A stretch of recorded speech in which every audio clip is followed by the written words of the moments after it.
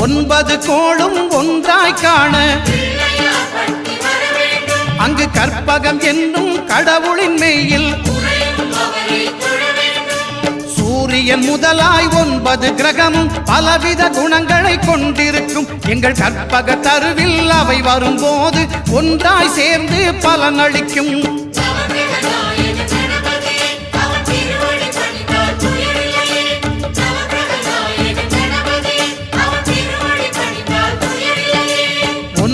கோளும் ஒன்றாய் காண அங்கு கற்பகம் என்னும் கடவுளின் மெய்யில்